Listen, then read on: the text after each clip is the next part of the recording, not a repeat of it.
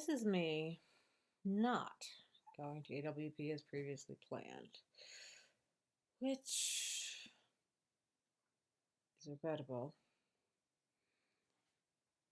I have already pointed fingers and named names all over Twitter, so I shall refrain.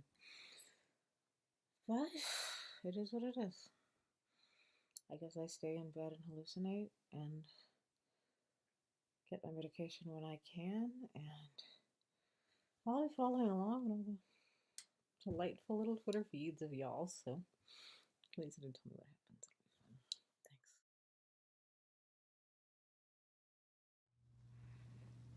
It'll be fun. Thanks. Okay, I'm going to try a little experiment after my last failed Let's Play Sims video. Let's try this with the technology set up slightly differently. I don't know if this is at all urgent or interesting to anyone. It's simply just something I felt like making, like all of these wacky YouTube videos. So let's see what everyone is doing. Oh, that character is done with her desk duty at the police station. So here she is. Yes. Okay, she's done with that. And now she can do something else. Oh boy, what fun work. I swear my Sims have a much better work ethic than I do. I mean, I make things, but on my own schedule and my own way, and I don't get paid. But my Sims, boy, they're always going to work. So, yeah, so here's the movie theater. We have the gay guy setting up the costumes and makeup and whatnot. He loves it. And over here, whatever happened to the starlet, the B-movie starlet? She should be around here somewhere, unless she hasn't shown up for work yet. Oh, she hasn't, no. Okay. What else? Oh, yes, Cruella Cosette. I love giving them really dramatic names just for the hell of it, if I can. I mean, simply the appeal of this, and I've talked about this a lot with my friends, a friend that convinced me to start playing it, is the idea of creating a town in your image with your rules, almost like writing a novel where you're the god of it. You create it, they're all your puppets. But, I mean, they do still sometimes wander off into nowhere, but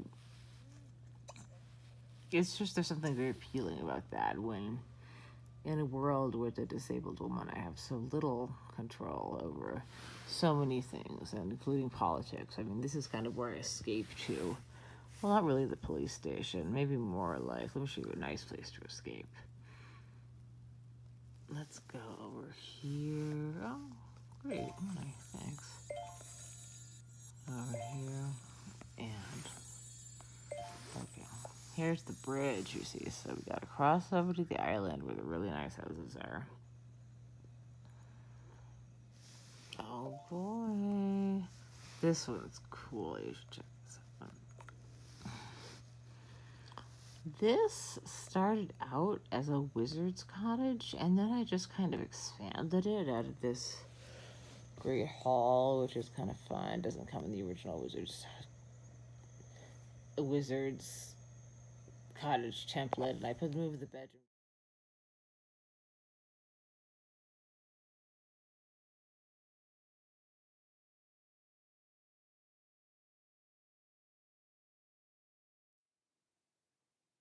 One thing I've heard bandied about quite a lot among writers, which makes me feel terrible. Though, duh, of course, it's not about me. Sure, whatever, bitches. Is that, you know, it's a hobby of the rich, or it only can be. Look, it's not my fault. I'm mentally ill. I'm batshit crazy. Whoever the fuck my parents were, or that the writing system is totally broken. I didn't make this goddamn world, do you believe me now? I did not make this world. I just showed the fuck up here. And I'm about fed up to here with not only the ableism from people who I thought were my community, but I now realize can suck my dick, and even the very institutions I turn to for support and care, such as the pharmacy that shall remain nameless that is preventing me from going to AWP by withholding my medication so that my therapist strongly advised against going. Like, I could have ended up in a very dangerous situation. And now I'm in bed, which is where I'm staying. Thank you. So, in conclusion, I think we should consider a little more how these particular analyses completely erase disabled people, those on disability who cannot hold jobs and must write, perform, do everything for free. So, please, and I've gotten a lot of this, so I know people do this. You'd think people wouldn't, but people are terrible. Please don't think you have the right to ask a disabled person about their finances, about how they pay for things. Would you ask an able person that? That is none of your goddamn business. So keep it out of my comments. Thank you very much. But another thing, if we are to say venting on YouTube is a good idea, I'm not sure. I don't want to start an argument there. I'll just block your comments. I mean, is that I can't think of any hobby I've been doing my entire life.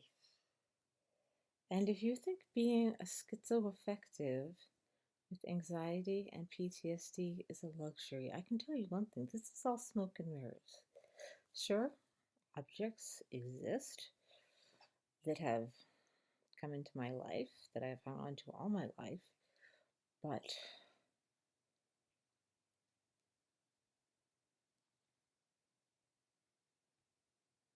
I would give all of this bullshit just to be a normal person, have a normal real life, and a good academic job, or any academic job. Don't you know what? I wish I could have followed that path.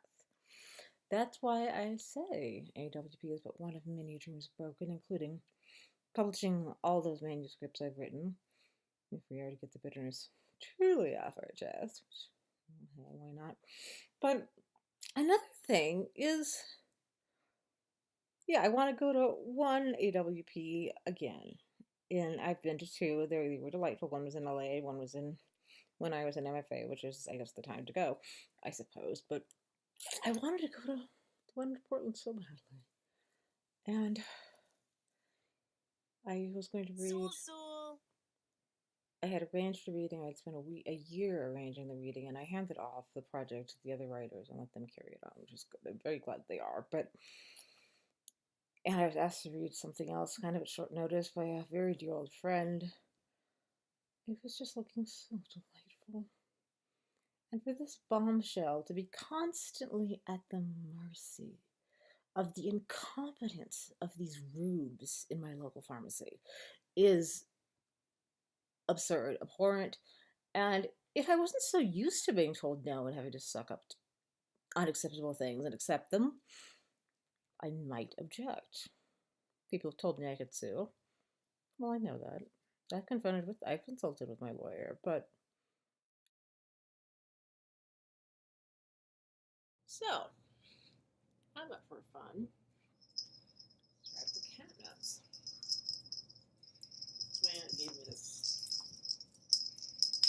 toy as a Christmas present, and oh my god, Betty Illuminati loves it.